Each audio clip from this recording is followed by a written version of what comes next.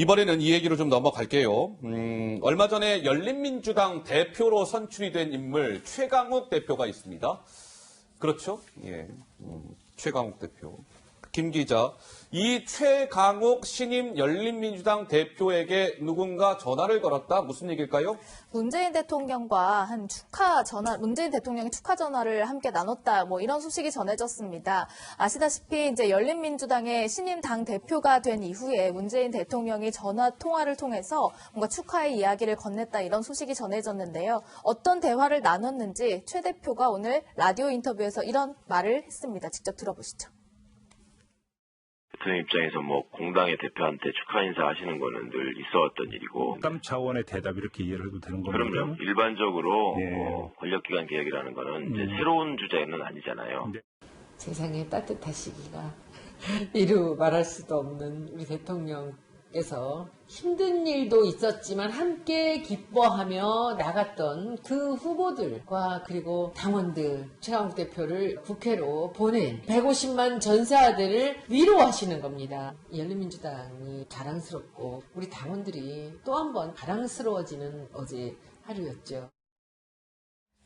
문재인 대통령이요, 빠른 시일 내에 같이 식사할 수 있는 기회를 갖자, 같이 밥 먹자, 이렇게 하면서 그 선거 기간 동안에 열린민주당의 당원이나 후보들이 서로 위하면서 협력하는 과정이 참 보기가 좋았다. 앞으로 권력기관의 개혁을 위해서 역할을 해달라, 이런 당부도 했다. 이런 소식이 전해지고 있습니다. 자, 문재인 대통령과 최강욱 열린민주당 대표 간의 통화를 두고 야당에서는 비판의 목소리를 쏟아냈습니다. 이렇게요. 미래한국당에서는 최강욱 대표는 조국 전 장관 아들 허위 인턴 증명서 이 업무방해 혐의로 지금 피고인 신분 아닙니까? 지금 재판을 받아야 하는 피고인 신분입니다. 대통령이 최강욱 편에 서서 그를 피고인 만든 검찰을 무력화시키라고 지시한 겁니다. 부적절합니다. 이번 통화 이런 것이죠. 피고인에게 검찰 개혁을 당부한 법조인 대통령. 이렇게 비판을 했고요. 민생당에서도 문재인 대통령 최강욱 대표와의 통화 유감입니다라는 반응을 내놨습니다. 우리 조대진 변호사는 이 두 사람 간의 통화를 좀 어떻게 평가하세요? 야당에서 비판하고 있는데. 예. 이걸 의미를 두자면 되게 큰 의미를 둘 수도 있겠지만 그냥 야당의 대표로서 선출된 그 덕담의 차원이라고 보는 게 좋을 것 같고요. 예. 또 이제 최강욱 대표 같은 경우에는 공직기강 비서관을 지내지 않았습니까? 그랬죠. 검찰의 그 개혁에 대해서 꽤 그 중요한 역할이나 목소리를 내고 있었던 상황이기 때문에 이런 그 열린민주당의 당대표가 된 부분에 있어서 그냥 사담으로 그냥 축하한다, 식사 한번 하자 이렇게 받아들여야지 메시지를 줬다 이렇게까지 생각할 필요는 없을 것 같습니다. 근데 일각에서는요, 장수자. 네. 이 문재인 대통령이 최강욱 대표에게 전화를 걸어서 통화한 것과 관련해서 조금 전에도 말씀드린 것처럼 최강욱 대표는 조국 아들 그 허위 인턴 증명서를 발급해준 혐의로 지금 피고인 아니겠어요?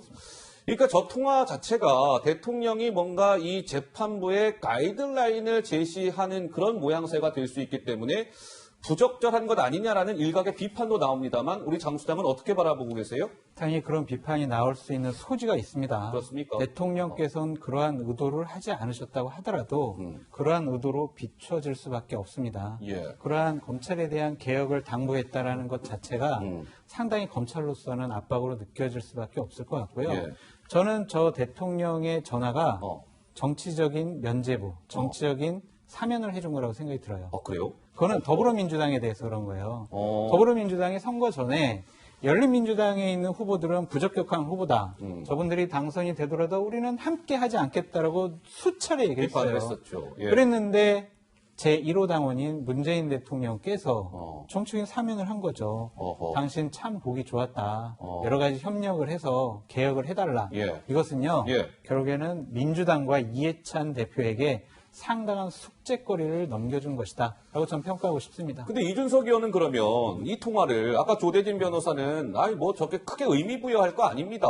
덕담 차원에서 축하하는 차원에서 통화를 할 수도 있지 않을까요라는 말씀을 주셨습니다만 너무 정치권이 저 두 사람의 통화를 가지고 예민하게 민감하게 정치적 해석을 하고 있는 건 아닐까요? 우리 이준석 의원은 어떻게 생각하세요? 열린민주당 측에서 저걸 공개해서 그래요. 원래 대통령과 통상적인 대화를 한다 하더라도 특히 예. 법률권이면은 저런 어떤 자화자찬은 좀 자제를 하는 게 원래 상식이죠.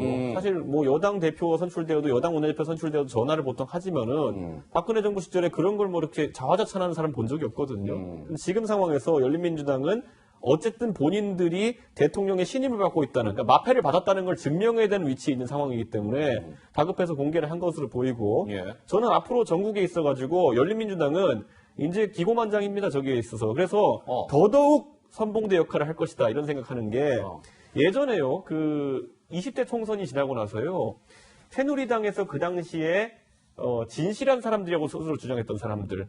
이 사람들이 총선 이후에 세력화를 합니다. 그러면서 우리가 진짜 대통령의 충신이다라는 걸 강조해 나가면서 어허. 당내에서 다른 인사들을 공격하는 활동을 시작하는 거거든요. 예. 저는 그것을 재탕할 수 있다고 보는 것이 지금은 열린민주당이 여러 가지 전선에 있어가지고 민주당과 좀 보조를 맞추는 것처럼 보일 수 있겠지만은 예.